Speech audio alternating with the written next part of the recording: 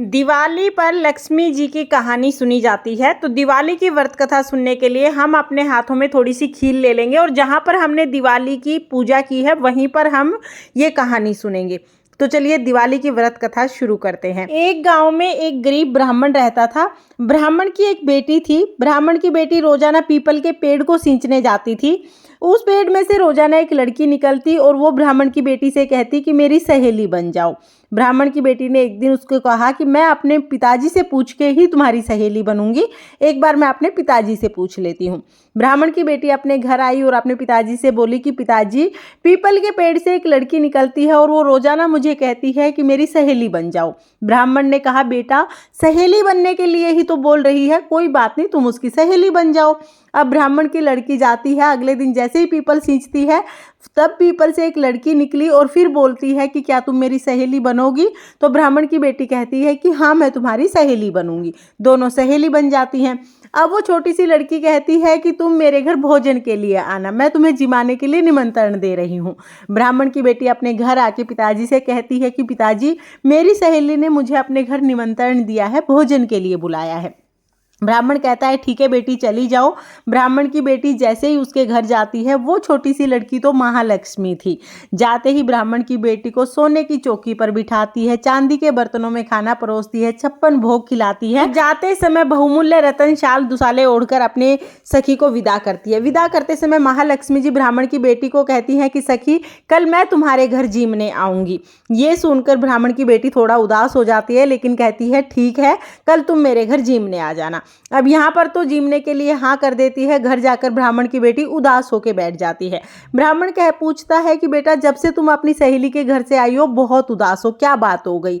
तब वो कहती है, पिताजी मेरी सहेली ने मेरा बहुत आदर सत्कार किया, सोने की चौकी पर बिठाया, 56 भोग कराए और खूब सारा मान सम्मान मुझे दिया।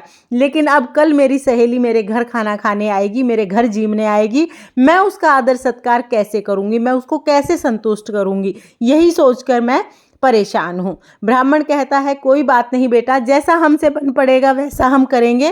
तुम नहा धो के पूरे घर को साफ कर लो, रसोई में चौका लगा लो और एक लड्डू लेके रसोई में बैठ जाना। लड़की ऐसा ही करती है, पूरे घर को साफ करके किचन में चौका वोका लगा के एक लड्डू लेके आंगन में बैठ जाती है। उसी समय पर आसमान में एक चील रानी का नौलखा हार लेके उड़ रही होती है। चील की नजर उस लड्डू पे जाती है। चील आती है और उस लड़की के हाथ से लड्डू छीन के हार उसके हाथ में गिरा के चली जाती है।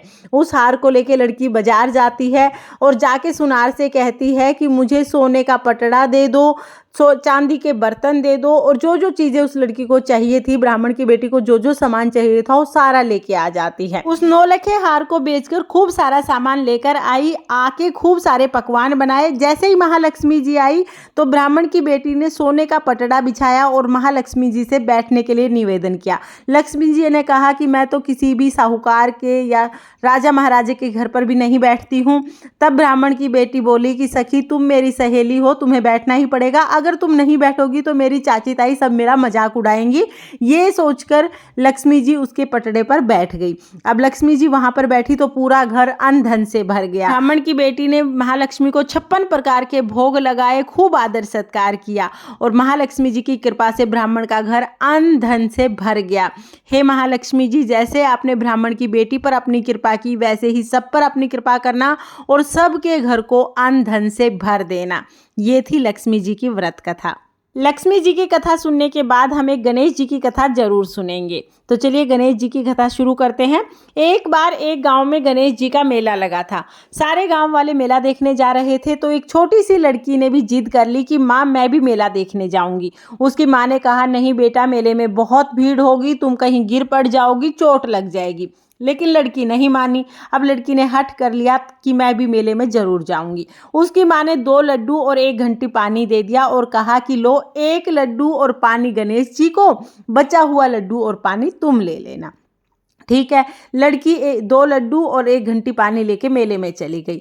जाके गणेश जी के सामने बैठ गई। हे गणेश जी महाराज, 1 लड्डू और पानी तुम्हें, बचा हुआ लड्डू और पानी मुझे। यही कहते कहते सुबह से शाम हो गई। मेला बिछटने लगा, सब लोग अपने घर आने लगे, लेकिन लड़की वहां से नहीं उठी। बोली जब तक गणेश जी लड्डू खा के पानी नहीं पिएंगे तब तक मैं यहाँ से नहीं जाऊंगी। अब गणेश जी ने सोचा कि अगर ये लड़की घर नहीं जाएगी तो इसका दोस्त तुम्हारे सिर लग जाएगा। अब गणेश जी तो छोटे से बालक के रूप में आके बोले, लो तुम्हारा लड्डू खाया, लो तुम्हारा पानी पिया, अब मांगो क्या मांगना है। लड़की सोचने लगी क्या मांगू, अन्न मांगू, धन मांगू, खेत मांगू, खलिहान मांगू, बैल मांगू, महल मांगू, हवेली मांगू, सुहाग मांगू, क्या मांगू। अभी लड़की ये सब सोच ही रही थी, तभी छोटा सा लड़का बोला, जो जो तुमने सोचा है वो सब हो जाएगा, अब तुम अपने घर चली जाओ। लड़की घर आ गई। घर आते ही माँ ने कहा, बेटा इतनी देर कहाँ लगा दी। तब लड़की बोली, माँ आपने ही तो कहा था कि गणेश जी को लड्डू खिला के पानी पिला के आना, मैं तो गणेश जी को लड्डू खिला के और पानी पिला के आई हूँ। जैसे ही लड़की ने अपनी बात पूरी की, उसका पूरा घर अन्न धन से भर गया। जो जो लड़की ने सोचा था वो सब कुछ हो गया। हे गणेश जी महाराज, जैसे आपने उस लड़की की इच्छा पूरी की वैसे ही सबकी इच्छा पूरी करना और सबके घर को अन्न धन से भर देना। इस तरह से हमारी दिवाली की व्रत कथा पूर्ण हो जाएगी। कथा सुनने के बाद जो खील हमने अपने हाथ में ली है वो हम लक्ष्मी जी के चरणों में समर्पित कर देंगे। फ्रेंड्स, ये थी लक्ष्मी जी की व्रत कथा। व्रत कथा आपको कैसी लगी कमेंट करके जरूर बताना। जय माँ लक्ष्मी। राधे राधे।